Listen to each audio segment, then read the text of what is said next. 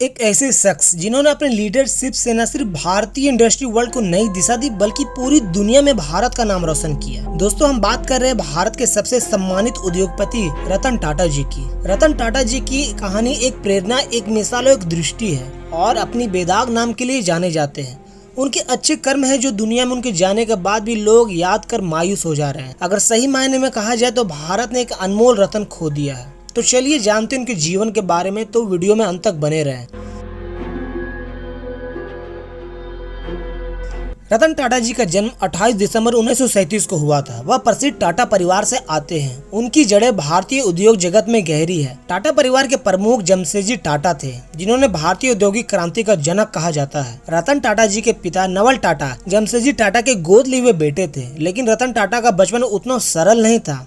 उनके माता पिता के बीच तलाक हो गया जब वो केवल 10 साल के थे और इसके बाद उनका पालन पोषण उनकी दादी नवाजबाई टाटा ने किया था। लेकिन दोस्तों, यहाँ से हमें सीखने को मिलता है कि परिस्थितियाँ चाहे जैसी भी हो, यदि पूरा विश्वास हो तो कोई भी व्यक्ति महान ऊंचाइयों को छू सकता है। रतन टाटा जी ने अपने परिवार में समर्थन और अपनी खुद की मेहनत से इस बात को साबित किया।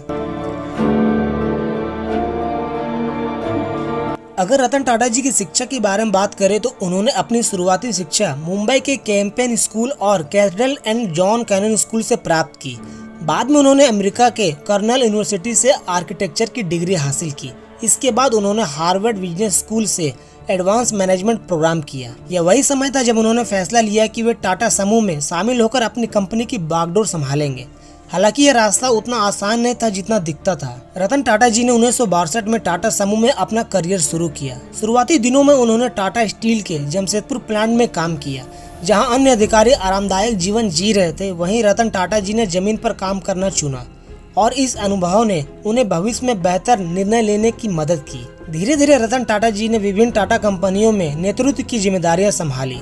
1991 में जब JRD टाटा ने उन्हें टाटा समूह का चेयरमैन नियुक्त किया, तब वह एक बड़े बदलाव के दौर से गुजर रहे थे। यह एक समय था जब कंपनी को नई दिशा और नया नजरिया की जरूरत थी और रतन टाटा जी ने अपनी विजन से टाटा समूह को ग्लोबल लेवल पर पहचान दिलाई। रतन टाटा जी की लीडरशिप की जिम्मेदारी संभालते ही कई चुनौतियों का सामना करना पड़ा। कई सीनियर ऑफिशियल उनके यूथ लीडरशिप को चुनौती मानते थे, लेकिन रतन टाटा जी ने अपने कार्यों और फैसलों से यह साबित कर दिया कि वह इस जिम्मेदारी के लिए पूरी तरह से योग्य है।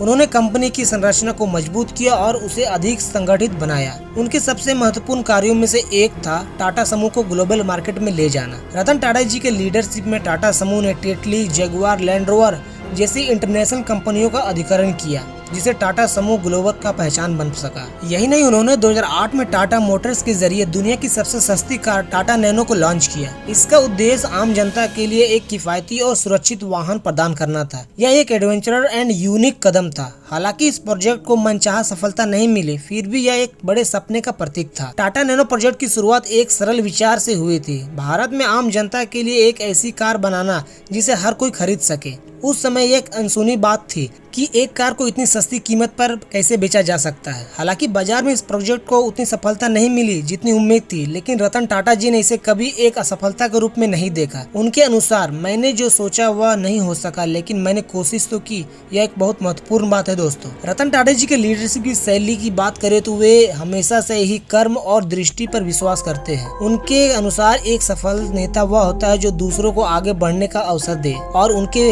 विकास में सहायता करे। रतन टाटा जी ने अपनी सफलता को कभी अपने सिर पर चढ़ने नहीं दिया।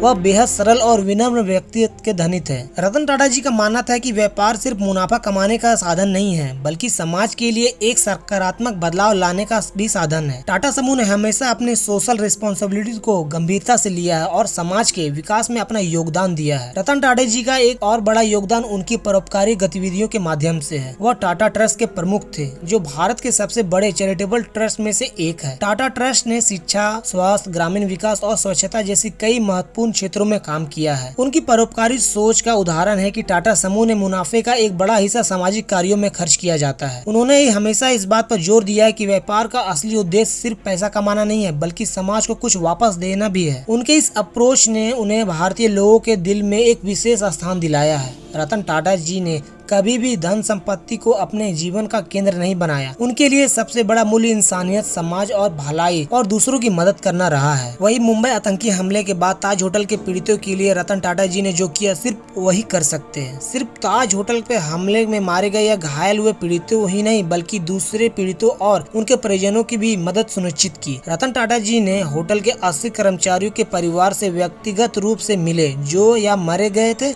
या जो जख्मी थे। ऐसे कर्मचारी जिनके परिजन मुंबई से बाहर रहते थे, उन्हें टाटा जी ने मुंबई बुलवाया और ध्यान रखा कि उनका मेंटल हेल्थ प्रभावित ना हो। उन सभी को होटल प्रेसिडेंट में 3 हफ्तों तक ठहराया गया। सिर्फ 20 दिनों के भीतर रतन टाटा जी की तरफ से एक नया ट्रस्ट बनाया गया जिसका मकसद कर्मचारियों को राहत पहुंचाना था। रतन टाटा जी ने आतंकी हमले के पीड़ित के 46 बच्चों की पढ़ाई लिखाई की पूरी जिम्मेदारी ली।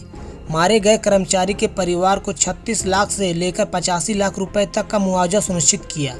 इतना ही नहीं, मारे गए कर्मचारी के परिवारों को एक एक सदस्य को आजीवन हर महीने उतने पैसे देने की व्यवस्था की जितनी कर्मचारी की लास्ट सैलरी थी। सिर्फ ताज होटल के कर्मचारी ही नहीं बल्कि आतंकी हमले के पीड़ित रेलवे कर्मचारी, पुलिस स्टाफ, वहां से गुजर राहगीरों जैसे दूसरे लोगों को भी मुआवजा दिया। इनमें से सभी को 6 महीने तक 10,000 रुपए तक की मदद की गई। आज रतन टाटा जी भले ही हम लोगों से दूर है लेकिन उनका योगदान और उनकी विरासत टाटा समूह में आज भी जीवित है। उनके लीडरशिप ने टाटा समूह को एक नई ऊंचाई पर पहुंचाया और उसे एक ग्लोबल पहचान दिलाई। दोस्तों, उनका जीवन यह सिखाता है कि लीडरशिप का मतलब केवल निर्णय लेना नहीं होता है बल्कि अपने लोगों के लिए प्रेरणा का स्रोत बनना भी होता है। उनका सरल और विनम्र व्यक्तित्व उन्हें और भी महान बनाता है। रतन टाटा जी को उनके आउटस्टैंडिंग कंट्रीब्यूशन के लिए कई पुरस्कार से नवाजा गया है। उन्हें 2000 में पद्म भूषण और 2008 में पद्म विभूषण से सम्मानित किया गया जो भारत के तीसरे और दूसरे सर्वोच्च नागरिक का सम्मान है। इसके अलावा उन्हें दुनिया भर से मान्यता और सम्मान प्राप्त है, चाहे यूनाइटेड किंगडम की सरकार द्वारा सम्मानित किया गया नाइट कमांडर हो या फ्रांस की सरकार द्वारा सम्मानित किया गया लीजन ऑफ ऑनर।